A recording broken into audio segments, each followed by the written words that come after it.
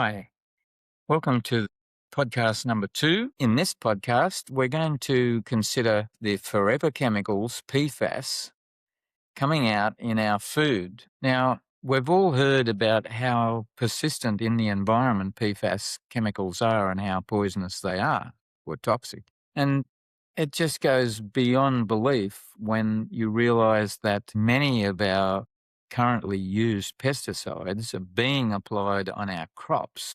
That is, that we consume contaminated or have active ingredients of PFAS chemicals in them. So it's actually being applied to our food that we eat, forever chemicals. And our regulatory authorities are just letting it happen. So I'd like to talk about that today. And our subtopic today is to do with a study that came out that compared soft drinks to drinking water, and also the electrolyte drinks as well. We'll have comments on. That may interest you anyhow on those findings. So let's get into it. Okay, well, as I said before, I'm absolutely flabbergasted in the fact that PFAS forever chemicals are being applied to our food crops. Forever chemicals have earned their ominous nickname because they never decompose, and they're toxic. Per and polyfluoroalkyl substances, PFAS, persist in the environment, accumulate in the body, and are now intentionally added to pesticides on food crops. Although public awareness of PFAS contamination from firefighting foams and industrial pollution has increased, a newer and equally concerning exposure route is emerging through agricultural chemicals with potentially dangerous consequences that regulatory authorities seem hesitant to address. Here we will investigate the concerning spread of PFAS contaminating pesticides in both the United States and Australia, exposing a pattern of regulatory failures, industrial influence, weak health protections, and perhaps most alarmingly, a near total lack of food testing to track what is actually entering our diets. The science of persistence, understanding PFAS. PFAS are a group of man-made chemicals known for their strong carbon-fluorine bonds, which make them highly resistant to breakdown. The OECD definition includes chemicals with at least one carbon atom bonded to 2 or 3 fluorine atoms, potentially covering up to 14,000 different substances. These chemicals have been linked to serious health effects, including cancer, immune system suppression, liver toxicity, reproductive problems, and developmental delays in children. Nearly everyone tested in Australia and the US has PFAS in their blood serum, 98% according to one study. These chemicals build up not only in human bodies, but also throughout the ecosystems, having been detected even in the Arctic ice and rainwater worldwide.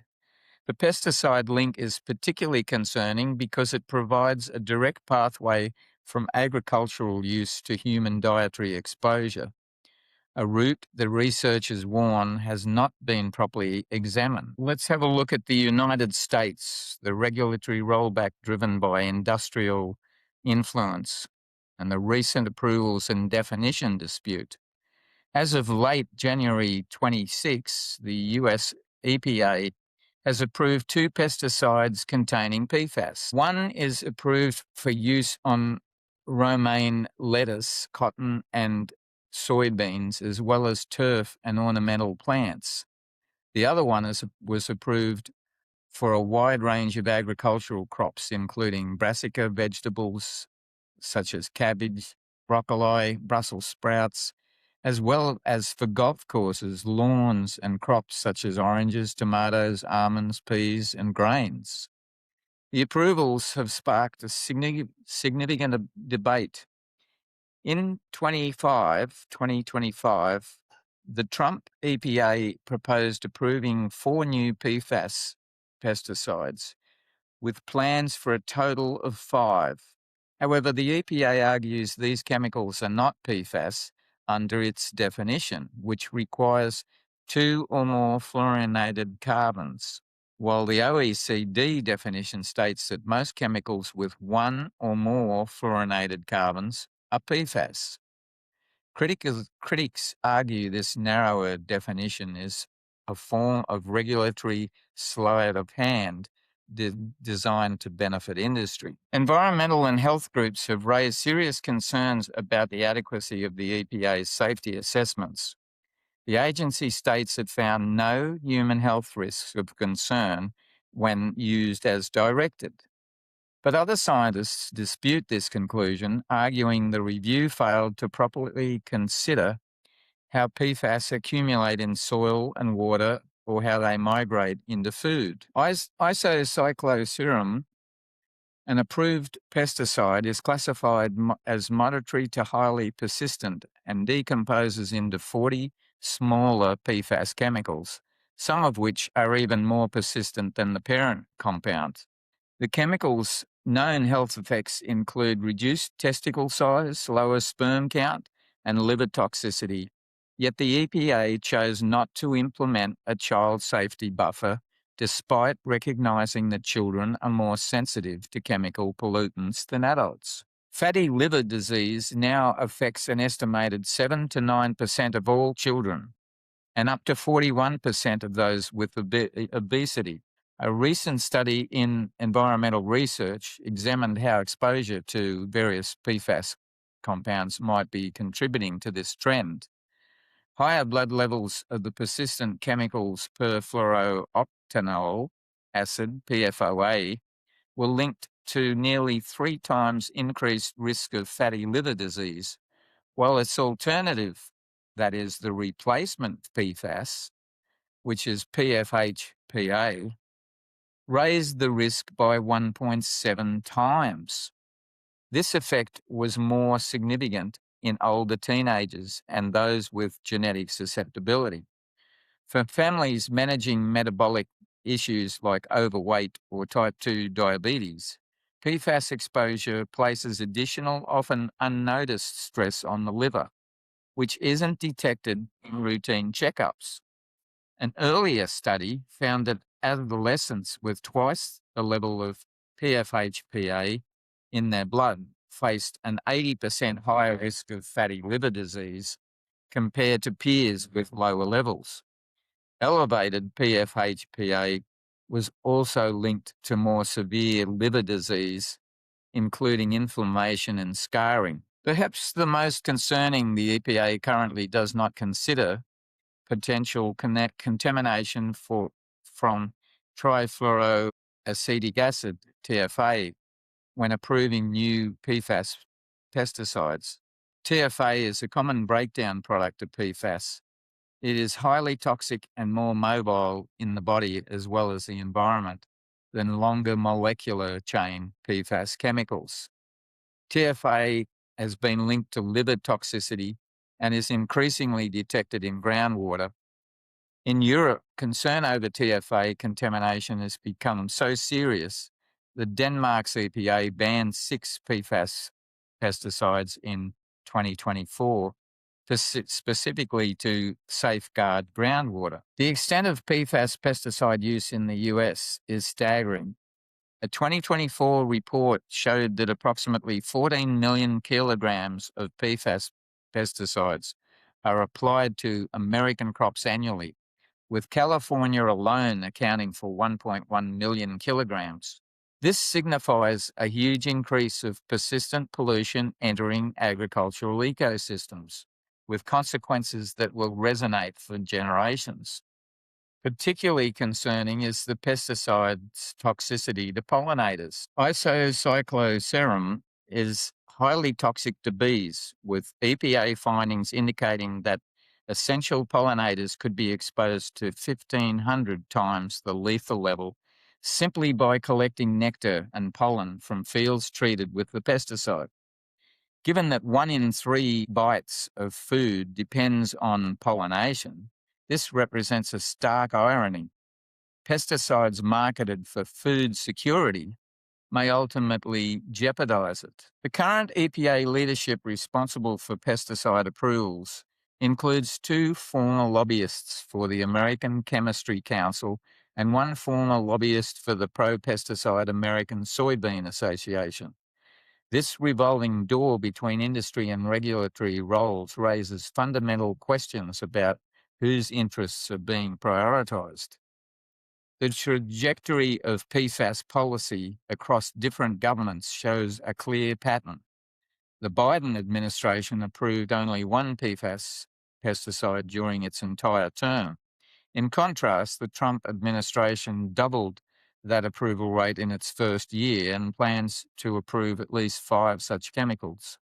This increase occurs despite the Make America Healthy Again rhetoric, with officials simultaneously expressing concern about PFAS contamination while approving more PFAS pesticides. Australia's PFAS pesticide issue differs from America's in key ways. Instead of approving new PFAS formulations, the main concern involves existing pesticides that either contain PFAS as active or inactive ingredients or are contaminated with PFAS from containers and manufacturing processes.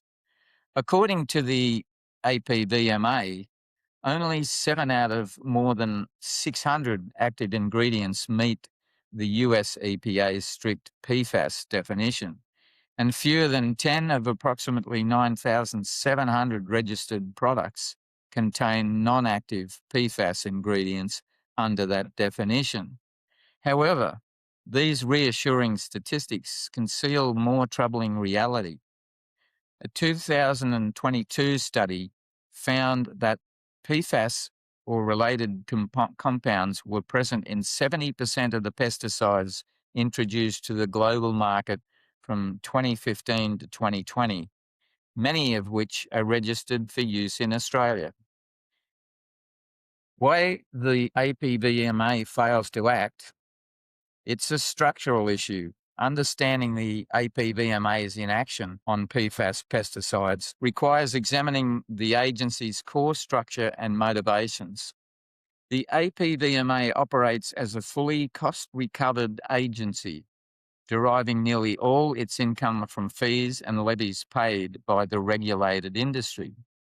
This creates an inherent conflicting interest. The agency depends financially on the very industry it's supposed to oversee. This conflict drew public attention in 2023 when a government-commissioned independent review revealed serious allegations of chemical industry capture of the APVMA and noted apparent unwillingness to utilise all regulatory levers available.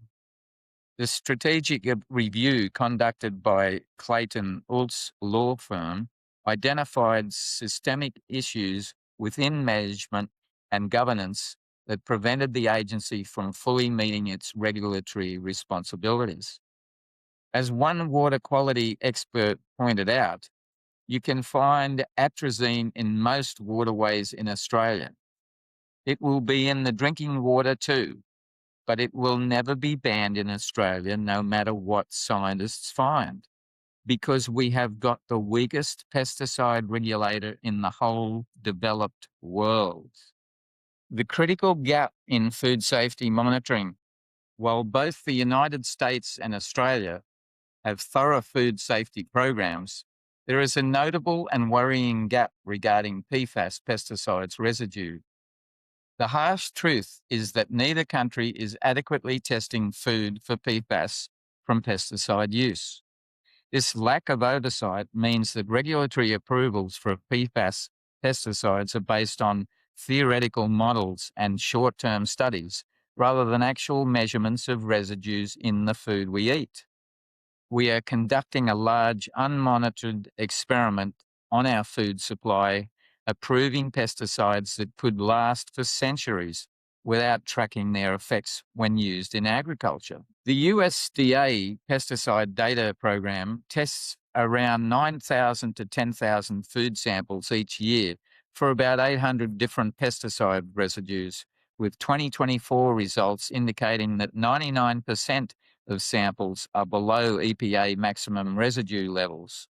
The FDA pesticide residue monitoring program employs multi-residue methods to test hundreds of pesticides in both domestic and imported foods. However, neither program tests for PFAS. The FDA has conducted limited testing on 16 types of PFAS in foods through its Total Diet study, finding PFOS, in only a few samples. Notably, this testing measures the total PFAS in foods, but cannot determine the source, whether from pesticides, packaging, environmental contamination, or other pathways.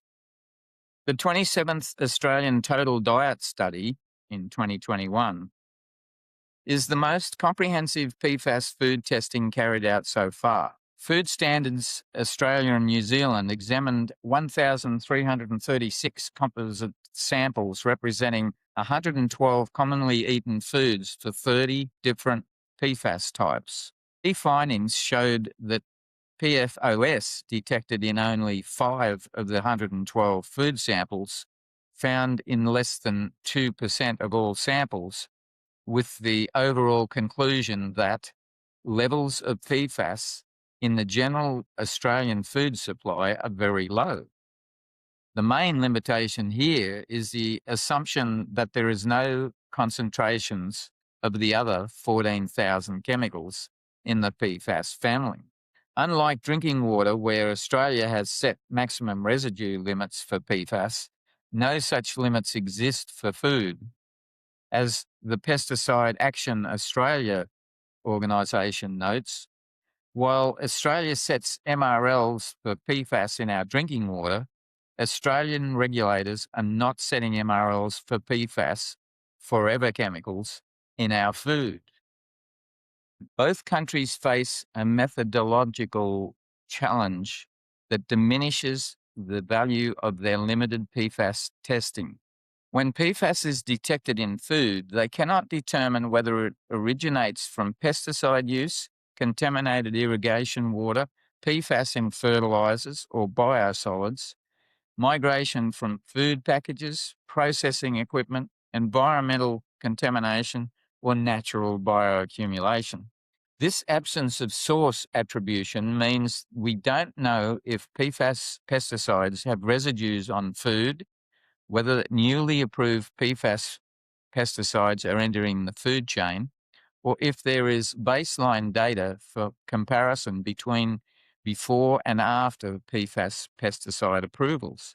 It also makes it impossible to verify industry and EPA claims that dietary exposure is insignificant. The lack of specific testing for PFAS pesticide residues poses several risks. Regulators approve PFAS pesticides claiming no human health risk without proper monitoring of dietary exposure. Companies face no consequences if their pesticides leave PFAS residues because no one is measuring. If PFAS pesticides contaminate food, we don't detect it until the contamination becomes widespread and irreversible. General PFAS testing that shows low levels doesn't mean PFAS pesticides aren't an issue. And with 14 million kilograms applied annually just in the US, and 70% of globally introduced pesticides containing PFAS compounds, we're conducting a large unmonitored experiment. The health effects of PFAS pesticide exposure affect future generations. PFAS have been linked to various cancers, immune system suppression, including decreased vaccine effectiveness, thyroid and hormonal issues, liver toxicity, reproductive problems like reduced fertility, and developmental effects in children such as low birth weight and learning delays. Birth defects are the leading cause of infant death in the US, affecting 1 in 33 babies. The earliest weeks of pregnancy are the most vulnerable, with about 90% of miscarriages happening in the first 12 weeks when the baby's organs and body systems are forming. A 2025 study examined PFAS in the placenta during early pregnancy, Researchers analysed 31 placental samples from 7 to 11 weeks of gestation. All samples tested positive for PFAS, and researchers identified 6 compounds, including legacy compounds like PFAS that were phased out decades ago but still linger in the environment. Using advanced 3D placenta models, the study demonstrated that PFAS exposure changed how placental cells act. Some cells invaded the uterine lining too aggressively, while others became less invasive, both patterns that can cause problems. Hormone production decreased sharply, with a hormone that supports pregnancy dropping even at lowest PFAS concentrations tested. Gene analysis showed disruptions in cell death and growth, which are essential for healthy placental development.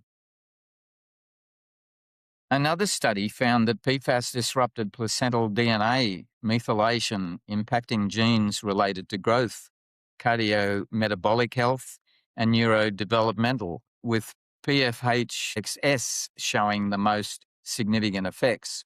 A nationwide Swedish study analysing 250,000 odd births from 2012 to 2018 found that babies whose mothers had the highest PFAS exposures from drinking water had 2.84 times higher odds of nervous system defects and 1.5 times higher odds of chromosomal abnormalities compared to those with the lowest exposure. What makes pesticide-derived PFAS exposure particularly concerning is the direct dietary pathway and the widespread environmental release. Unlike point source contamination from a single facility, pesticide use disperses PFAS over millions of hectares of farmland.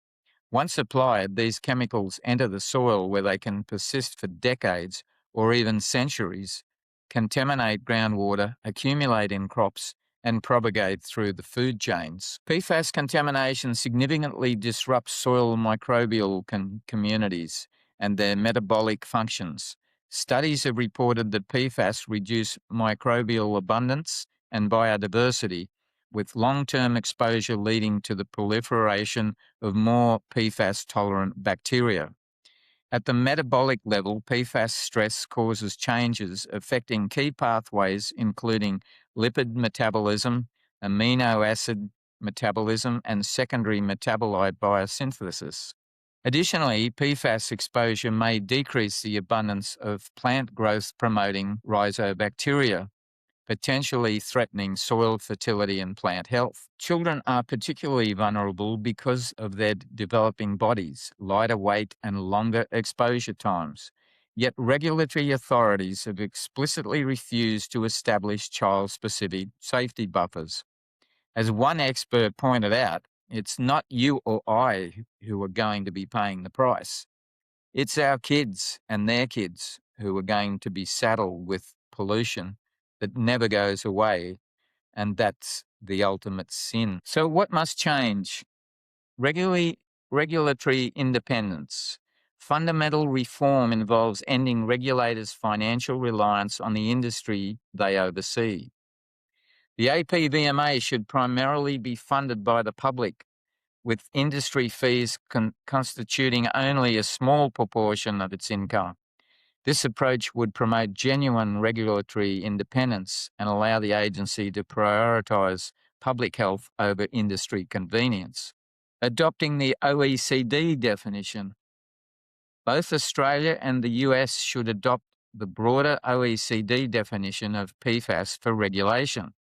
The traits of persistence and bioaccumulation that make these chemicals problematic are determined by their carbon-fluorine bond structure, not by whether they contain 1, 2, or 3 fluorinated carbons. With regard to implementing the precautionary principle, Australia claims to follow the precautionary principle in policy documents, but doesn't actually implement it.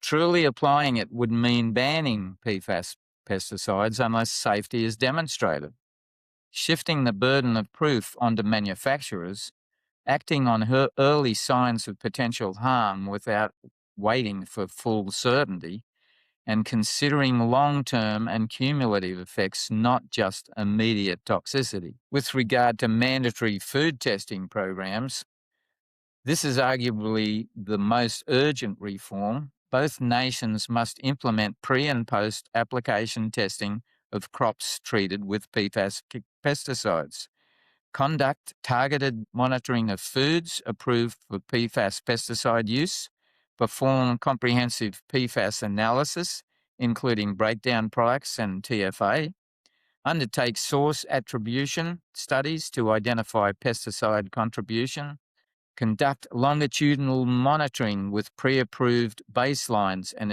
ensure public reporting of all findings. With regard to banning of PFAS pesticides, the simplest solution is to follow Europe's lead, ban PFAS as a class in pesticides. The persistence alone provides enough reason. Why keep adding chemicals we know will never break down? Alternate pesticide methods are available, including integrated pest management, biological controls, and pest-resistant crop varieties. The PFAS pesticide crisis reveals a significant failure of regulatory systems meant to protect public health and the environment. In the US, industry-friendly definitions and former lobbyists, now politically appointed, oversee the approval of new PFAS pesticides despite increasing evidence of harm. In Australia, a regulator influenced by industry, funded by the companies it supervises, demonstrates a clear reluctance to use available regulatory tools. Most alarmingly, neither country is adequately testing food for PFAS pesticide residues. We are approving and applying millions of kilograms of persistent chemicals to our crops, while deliberately not measuring what ends up in our food supply. This signifies not just regulatory failure, but regulatory abdication, a conscious choice to remain unaware of the consequences of the actions. The evidence is clear. PFAS is persistent, bioaccumulative, and damaging. Using PFAS pesticides on farmland provides a direct link from environmental contamination to what we eat. The regulation has been inadequate, hindered by industry influence and conflicts of interest. The lack of food testing makes this worse, meaning we won't spot problems until contamination is widespread and impossible to reverse. The evidence linking PFAS exposure to interference with placental function during the crucial first trimester, birth defects, and infant mortality intensifies the urgency of this crisis. Birth defects are already the leading cause of infant death in Australia, and PFAS pesticides may be contributing to this tragedy through an unmonitored pathway. We are making decisions today that will affect the safety of food, water, and environments for generations to come. Forever chemicals cause lasting problems, but only if we continue to allow them into our agricultural systems and refuse to monitor their effects. Our children and future generations deserve better than to inherit a world filled with chemicals that will outlast civilizations. Chemicals whose presence in their food we didn't even bother to measure. Breaking the cycle of regulatory failure requires political courage, institutional reform, a genuine commitment to the precautionary principle, and the urgent implementation of comprehensive food testing programs. The question is whether we will act before it's too late or continue down a path that future generations will rightly see as a monumental failure of environmental stewardship and food safety. Now to address our subtopic, which is on the hidden danger of soft drinks in hot weather. It discusses the research about hydration choices during heat and exercise. While a cold soda on a hot day may sound appealing, research published in the American Journal of Physiology warns that it may damage your kidneys. The study found that drinking soda during heat and exercise has particularly adverse effects on kidney function. University at Buffalo researchers examined whether high fructose caffeinated beverages consumed during physical work in hot conditions, say at 35 degrees C, 61% humidity, elevate biomarkers of acute kidney injury.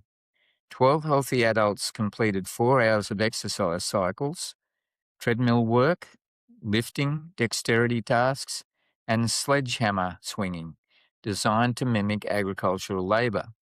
Participants consumed either 2 litres of soft drink or water during the trial, plus at least 1 additional litre afterwards. 8 of 12 participants drinking soft drinks showed increased serum creatine exceeding 0.3 milligrams per decilitre, exceeding the criterion for stage 1 acute kidney injury. Only 1 water drinking participant showed this increase. The soft drink group also exhibited high blood creatine levels, lower glomerular filtration rate, elevated vasopressin, a blood pressure raising hormone, and mild dehydration. Our data suggests that consuming a high fructose caffeinated soft drink increases the blood pressure response to exercise in the heat and acutely elevates biomarkers of acute kidney injury compared to water, explained the author, Christopher Chapman. The research addresses concerning patterns acute kidney injury reports among U.S. agricultural workers performing manual labour in heat, plus an epidemic of chronic kidney disease of unknown cause among equatorial farm workers.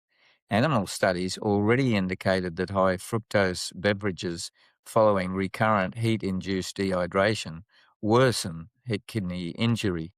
But this was the first controlled human study during actual exercise in heat. Chapman notes the 4-hour study design may actually underestimate the effects, and he said, "It is possible that the results are underestimating the effect during the longer work shift or as the heat load increases throughout the day."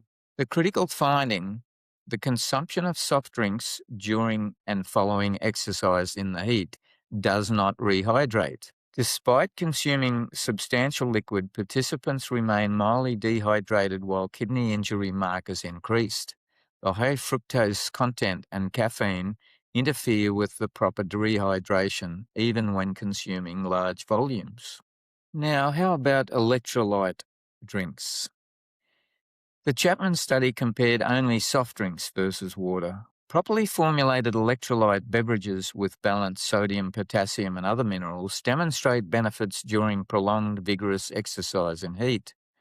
A Guatemalan sugarcane workers study found no significant renal impairment when workers received electrolyte drinks during hot conditions. Rat studies comparing water versus WHO recommended oral rehydration solution showed water provided no kidney protection during exertional heat stroke, while ORS demonstrated renoprotective effects. High fructose caffeinated soft drinks cause dehydration and kidney stress. Balanced electrolyte drinks with appropriate sodium content, that is around 75 millimoles per litre, support proper rehydration without triggering kidney injury markers, but only when actually needed. Research reveals electrolyte drinks carry their own risk when used inappropriately. These are functional foods, not healthy everyday beverages. Sugar-related concerns. Most sport drinks contain 21 grams of sugar per 12 ounces. They comprise 26% of total sugar-sweetened beverage intake in adolescents. The Growing Up Today study, number 2, followed over 7,500 participants for 7 years and found direct correlation between sport drink frequency and increased BMI, particularly in boys. Excessive consumption associates with obesity, type 2 diabetes, cardiovascular disease, and dental erosion. HS marathon runner Dr. Layton warns that most people already obtain adequate salt through diet. Drinking electrolytes when not actually dehydrated can cause dangerous heart rhythm changes. Excess sodium causes thirst, confusion, and seizures. Excess potassium triggers irregular heartbeat and cardiac arrest risk. Excess calcium leads to fatigue and kidney stones. People with high blood pressure or kidney problems should consult healthcare providers before using electrolyte drinks regularly, as kidneys regulate these minerals and dysfunction makes overconsumption dangerous. Evidence-based hydration guidelines. For exercise under 45 to 60 minutes, water suffices. Electrolyte drinks provide no additional benefit and add unnecessary sugar and calories.